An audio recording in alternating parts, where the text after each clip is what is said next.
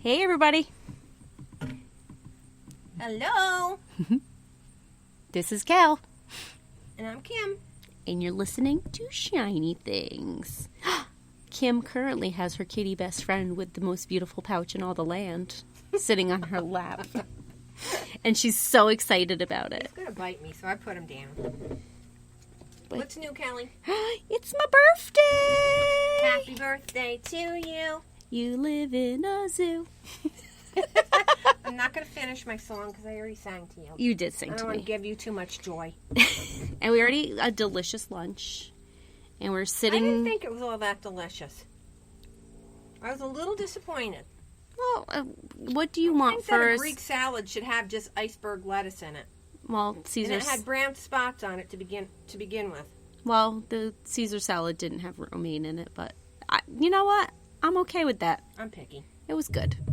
You're happy with it because you didn't have to pay for it. Even if I did pay for it, I would have been like, this is good. I find the joy in everything, Kim. You should know this by now. That's true. You're easy. I'm pretty easy. You don't require a lot. No, like if you could come out with like half-cooked chicken, I'd be like, we need to Pretty talk. color pink. Like, I'm sorry, I don't want to be riding the porcelain throne tomorrow. Or have my head in it. But I don't want to hurt your feelings, so I'm going to eat it. That's how you are. No, I just bring it home and nuke the shit out of it. Kelly. Because they'll spit in it if you send Kelly, it back. you just don't like to hurt people's feelings. I don't. I'm a nice person. I don't like to hurt their feelings, but I'm just not going to hide the truth. Well, I try to do it like in a bless your heart kind of way. Bless your heart. You know, if anybody's out there from the South, you know what bless your heart means. Right. We Northerners don't use it a lot, but Kim and I do. I like it. It's a nice way of saying what the New Yorkers say. My cousin is from the South, from Georgia, and she has such a way of telling people off with this sweet sap, and you almost go away thinking, she is so sweet. Meanwhile, she just told you to fuck off. Yeah, exactly. I love that. So, Kelly, you know what I saw in the news? So freaking funny, I couldn't stop laughing. So I'm looking at my posts on the phone, and it says a passenger was duct taped to a seat in an in-air flight on Frontier Airlines because apparently he got fresh with the flight attendant. Okay, first off, who's carrying duct tape in their carry-on? Well, I don't know. Maybe it was there, but you know what? They do say duct tape is good for everything. Oh, have you ever seen the Red Green show? He, uses duct tape on everything. It's funny. It's this Canadian show, and he's... I never saw that, but you can literally make anything out of it. No, because you were going to make... I'm going to make... Yes, Yeah. Kelly, I am. I'm going to make Kelly's two kitties breakaway collars with duct tape and that stretchy twine, so she doesn't keep spending money on their collars every couple weeks. Little bastards keep getting them caught. So anyway, I'm going to read this to you. So passengers on a Frontier airline flight from Philadelphia to Miami duct taped a man to his seat after he groped not one, two flight attendants. It's not funny that he groped them. It's funny that he got duct taped. And got into a physical altercation with another. I would have punched him in the throat. I'm not. Don't touch my ass. They got out their duct tape. They did. So can I say his name because it is in the news? Yeah, why not? Okay, the man, Maxwell Berry. I'm going to repeat that. Maxwell Berry, 22, was arrested Sunday at Miami International Airport and charged with 3 counts of battery. Ooh, he's a youngin' too. Yeah. What a douchebag. Well, he's not an ugly guy. Well, it doesn't matter if he's ugly or not. But so probably thought that he was like, I'm like God's gift to everybody, yeah. and they're gonna feel like I'm giving them something good by grabbing their ass. Like, fuck off, Rico Suave. Yeah. So this flight was on Saturday into Sunday, and apparently he was kind of intoxicated. Here's my thing now. Why are you serving him alcohol to the point where he's intoxicated? Yeah, because I don't know. They like cut you down, like they cut you off after a certain point. No, I thought this report says that he consumed 2 alcoholic drinks. Now 2 would make me sleepy. It wouldn't make me intoxicated.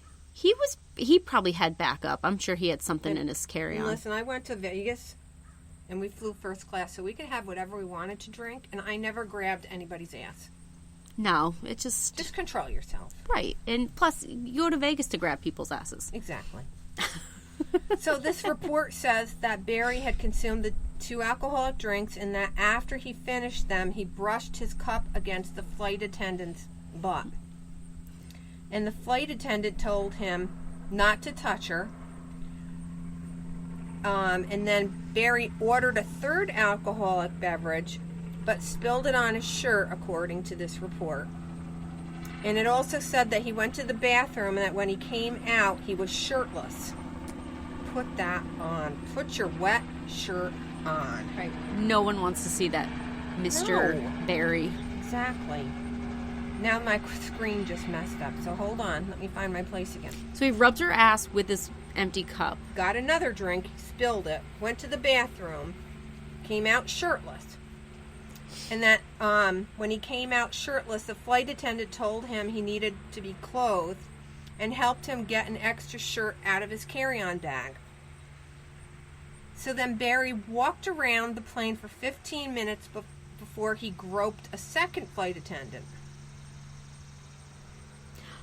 I would have, like, crop dusted him. You would have farted on his hand? No, like, just farted as I'm walking past his face. Oh, my God. Give him a nice plume. Okay, so now this thing keeps jumping ahead. Then Barry, when he approached both of them, the first and the second flight attendants, he put his arms around them and groped their chests. It would have been go time. Oh, I would have, like, just headbutted that motherfucker. Break his nose. At that point, you're going to grab my boobs. I'm going to break your teeth. Exactly. What an asshole. Like, dude, okay, first off, put a shirt on. Because nobody's impressed. Wants to see that. Yeah, nobody's impressed. We're not here to see that. So then a third flight attendant who had been, seeing him do this, reported that they asked Barry to remain seated, and he punched the attendant in the face. After a fight broke out, passengers intervened and used duct tape, taped him to a seat, and tied him with a seatbelt extender for the remaining flight. Do you think they put tape over his mouth? I would only hope. Right, because he was probably sitting there shouting stupid, douchey things. I mean, really, usually flights are so uneventful. That would have been kind of fun. See, I always hope, like, when I read these kind of stories, I'm like, I pray that I'm never on that kind of flight. Really? I'm like, I just want to get to where I'm going and be done with this. Actually, I would have found that pretty entertaining. He would have been the asshole sitting next to me. He would have grabbed my titties, yeah. Yeah. And then he would have just gotten a smack right to the face with, like, righty and lefty. Because I'm not going to deal with that shit. You hit him with lefty, and then you say, let me introduce you to lefty's friend righty. Right. So then, listen, the spokesperson for the airline said Barry was arrested after the plane landed, and it wasn't clear whether Barry had an attorney and he couldn't be reached on any phone numbers.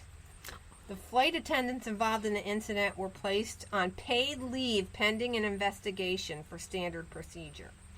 I would have grabbed his crotch and, like, started laughing. Do you like, like no, it? I'd be like, are you serious? Come back when that thing grows. I'm horrible. You shouldn't do that. No.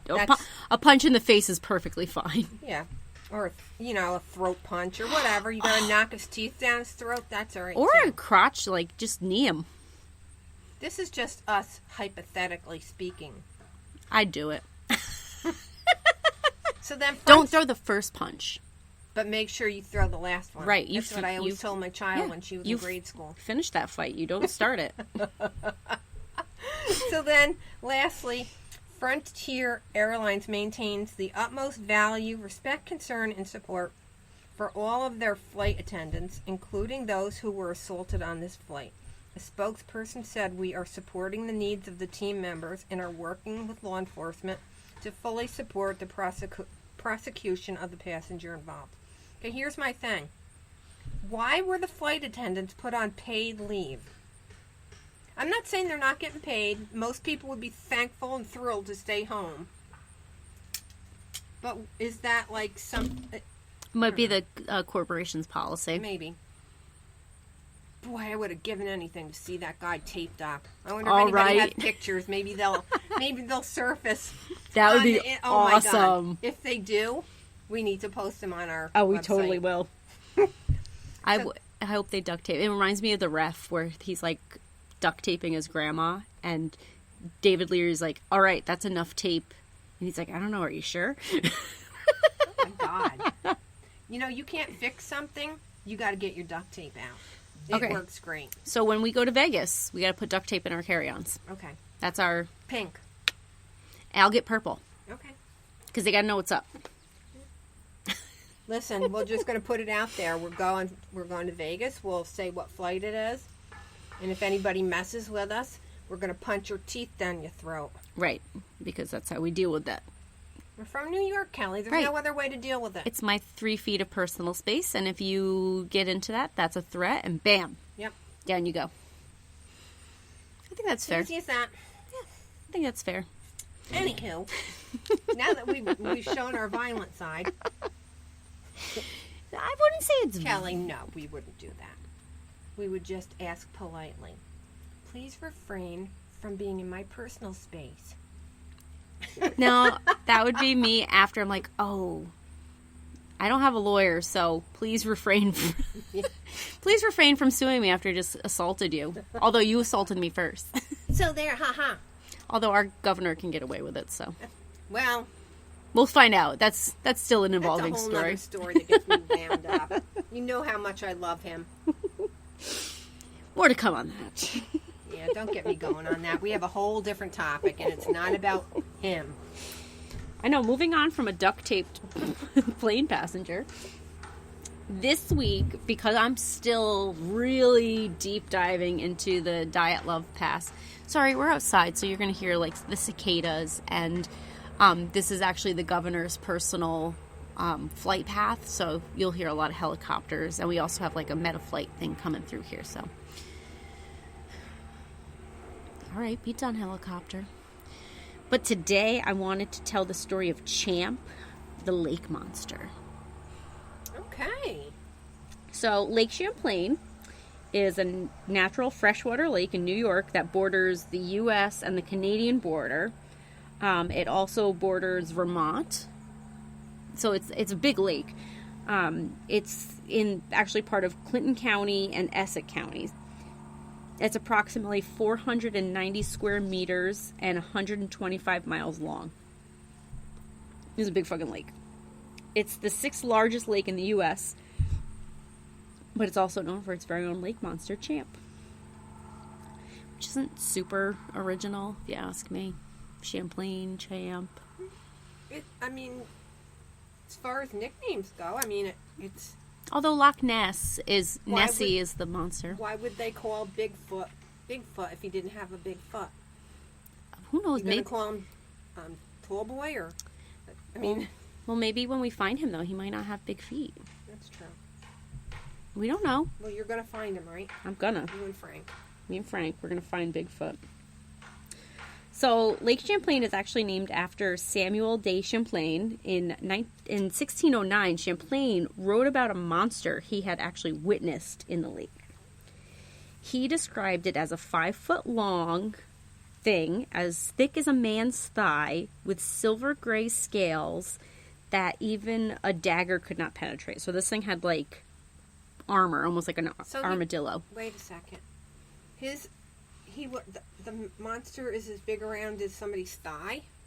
Yeah, but that's just one claim. There's a whole... That's there's more like a big snake. Right. And then the creature also had jaws that were 2.5 feet wide with sharp teeth. But then Native Americans had described a similar creature that measured up to 8 to 10 feet long. Okay. Well, still not that big. Well, my thing is maybe there's multiple